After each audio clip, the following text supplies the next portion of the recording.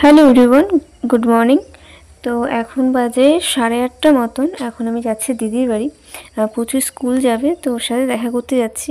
আর ওখানে গিয়ে দেখলাম যে আমাদের এখানে পানি ফল বিক্রি করতেছিল, আর সেখান থেকেই ওই 1 কেজি মতন পানি ফল ওরা কিনেছিল। তো সেটাই আমি ছাড়াচ্ছিলাম। ওরা পুজো খাবে বলছিল, তো সেটাই ছাড়াচ্ছিলাম। এখানে অনেকগুলো পানি ফল ছাড়ানো হয়ে গেছে। এই যে অনেকগুলো, মানে 3টে। হ্যাঁ, এই যে এইখানে ছাড়াচ্ছে আমার মাসি। এটা খেতে অনেক টেস্টি লাগে।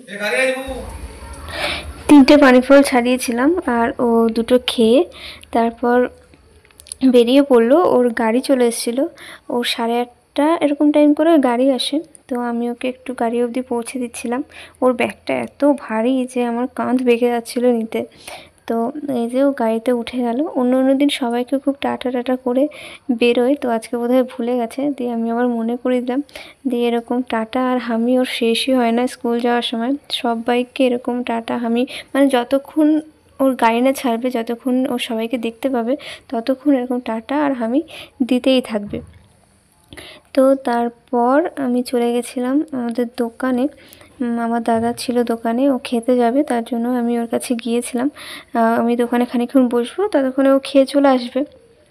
আর তারপর দোকান দিয়ে গিয়ে আমি স্নান টান করে বসে পড়েছিলাম চাল গুঁড়ো করতে। এখানে অনেকটা প্রায় 2 কেজি মতন চাল ভিজিয়ে রেখেছিল মামি, আর সেগুলোই মিক্সারে গুঁড়ো করতে হবে। তো এখানে আমি আর মামি মিলে সব চালগুলো গুঁড়ো করে নিয়েছি। মামি চাল ছিল, আর আমার মোটামুটি কাজ কমপ্লিট হয়ে গেছিলো। এগুলো চালা হলে ওই আর একবার দিলেই সব কমপ্লিট হয়ে যাবে। তো আজকে হবে আমাদের বাড়িতে পিঠে, বিকেলে পিঠে করা হবে। আমার বড় মাসি এসছে, আর আমার বড় মাসি এলেই এইসব পিঠে তারপর এইসব করে খাওয়া হয়। আর বড় মাসির কাছে আমরা আবদারটা করতে পারি। তো এই যে বড় মাসি এদিকে বিকেলবেলায় নারকেল কুড়োচ্ছিল। সবটাই নিজের হাতে করে, আমরা শুধু চালটা গুঁড়ো করে দিয়েছিলাম। কুলি পিঠা আর আমি আন্দাজে বললাম কুলি পিঠা। আর পাটি পাশা হাত। তা কোনটা তোর ফেভারিট? কোনটা? বেশ, আমারও ফেভারিট পাটিসাপটা। তো পুচু জানতো না পিঠে হবে, তো ওকে বলার পর ও তো ভীষণ খুশি। তো এদিকে আমাদের রান্নাঘরটা, এটা হলো মাটির উনুন আছে এই ঘরটাতে। তো এই ঘরটা সাধারণত খোলা হয় না, এমনি টাইমে আমাদের গ্যাসেই রান্না হয়। তো এই বড় মাসি এলে বা আমার মা মেজো মাসি এলে এই রান্নাঘরটা খোলা হয়, তখনই এখানে রান্না করা হয়। তাই এই ঘরটা একটু অগোছালো ছিল। আর পিঠে পায়েস, মানে পিঠে তারপর এই ধরনের জিনিসগুলো একটু এই মাটির উনুনে, মানে কাঠের উনুনে করলে একটু বেশি ভালো লাগে খেতে। আর বসে বসে বেশ করা যায়, যেহেতু অনেকটা টাইমের কাজ এটা।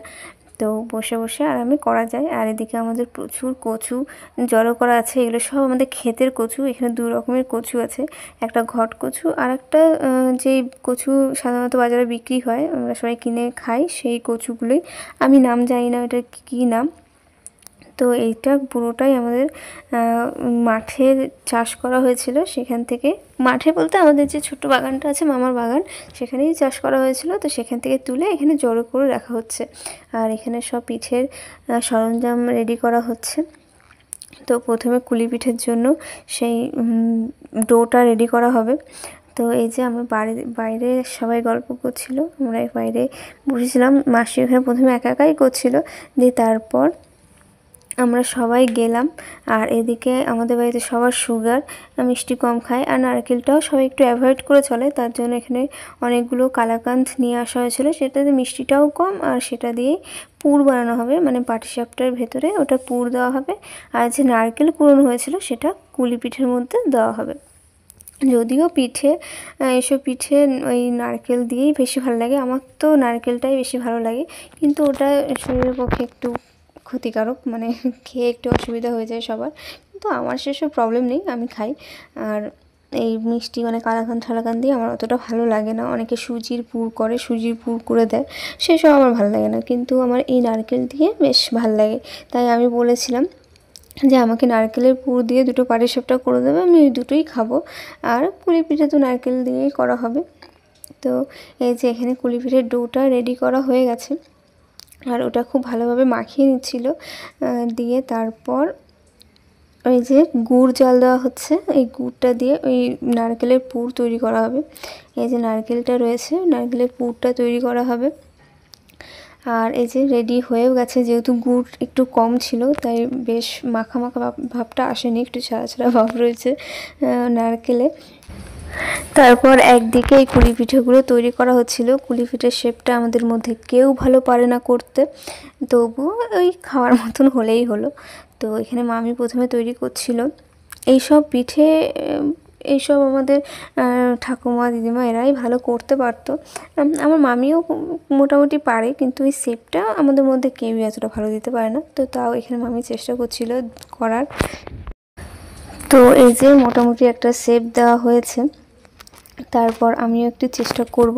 এই যে সেকেন্ডটা আমি চেষ্টা করেছি, সেকেন্ডটা আমি তৈরি করেছি। আর এদিকে প্রচণ্ড জ্বালাচ্ছিল।